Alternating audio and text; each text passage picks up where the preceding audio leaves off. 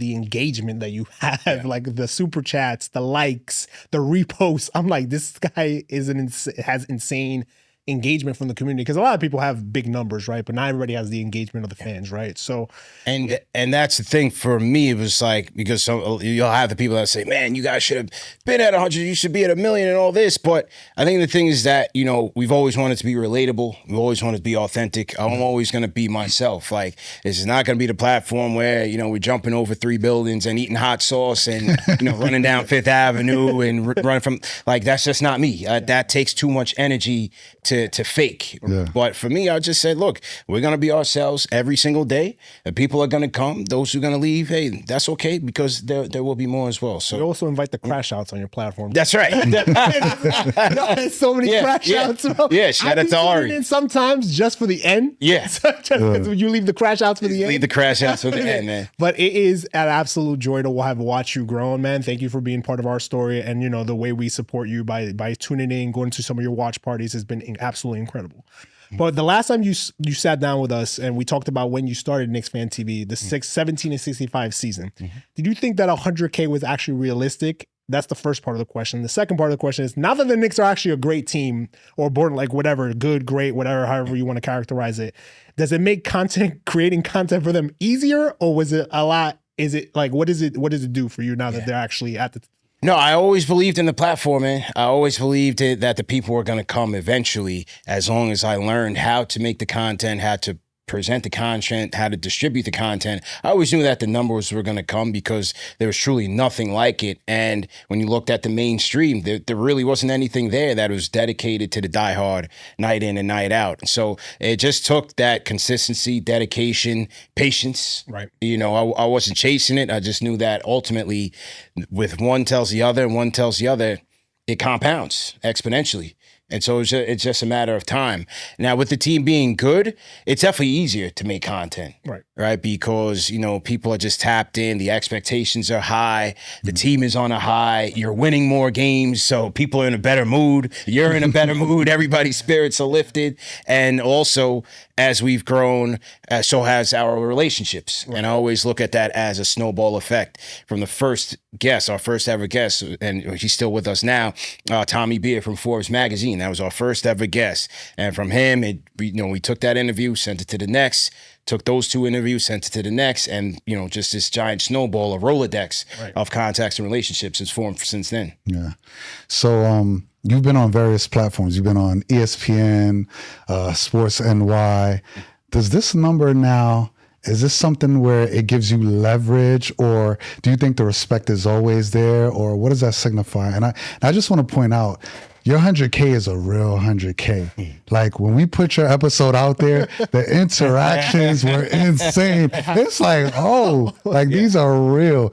And now that me and Jay, we've been content creating for a few years now, we know the difference. Even if someone says, oh, I got 1 million followers and all, it's like, it's probably dead followers, you know. When your followers, it's really 100K. For sure, you know? For sure. Yeah, I think as we've grown, and again, as our relationships have grown, more doors are going to open up for you. That's just naturally. Now, is it universal? No, I think some people, there are gatekeepers in this industry, and that just comes with the territory. I'm used to it. And so, you know, sometimes you knock on those doors, you get no answer. Sometimes you get no's, and people don't believe in it just yet. And that's the fuel. That's the gasoline that continues to drive us and keep pushing us. But we just know that what we're doing is something of substance. It's constructive dialogue. And I can't tell you guys, I've been saying it, like, so many places I go and people say, man, you brought me out of this dark place. And that means something. Yeah. You know what I mean? It's deeper than the team. It's bigger than the team. Like, we're actually doing something to uplift people. And that's what I'm most proud of. Honestly, like, your show, I'm replaying again for a selfish reason, because, you know, I start very early morning. So it's like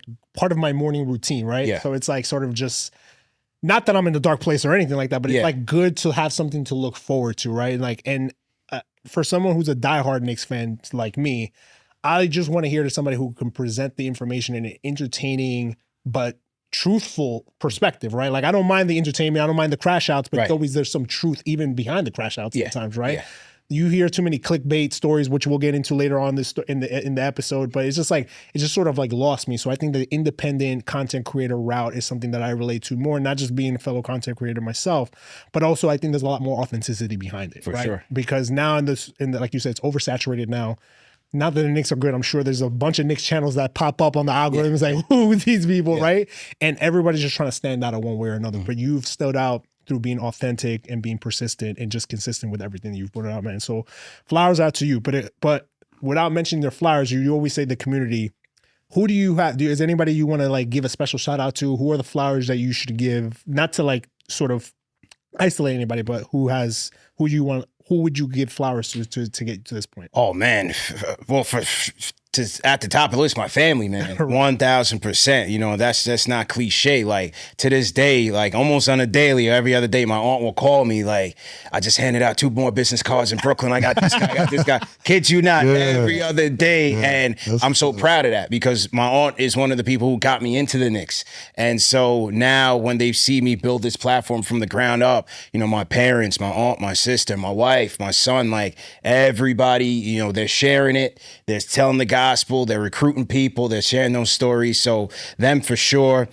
Chuck D. I always talk about Chuck D of being a mentor to me, just like he's been to so many of the culture. And that was like deep for me, you know, getting his cosign earlier on in the game and to have his support now. And then also Ian Begley. Yeah. Ian Begley from SNY. Like when we talk about the mainstream platforms, Ian Begley and SNY, they were the first platform to embrace us, to bring us in, to bring me in as a co-host and a panelist, to bring me in studio. You know, my first in-studio appearance was with Ian Begley and SNY, getting that contract. So, you know, I can't thank him enough for that. Yeah, and he's always on your show. You go on his show sometimes. Absolutely, that's my guy. It's like sort of like just paying it forward, right? And it's always nice to see people paying it forward. Like you said, there are gatekeepers. Me and Mike have definitely experienced that on our own journey. And we just don't understand why. Like we don't get it, but we know it's part of the game, right? And it's just sort of that fuel, right? There's people who probably thought that we wouldn't be here this far, but we're here 3 years later, and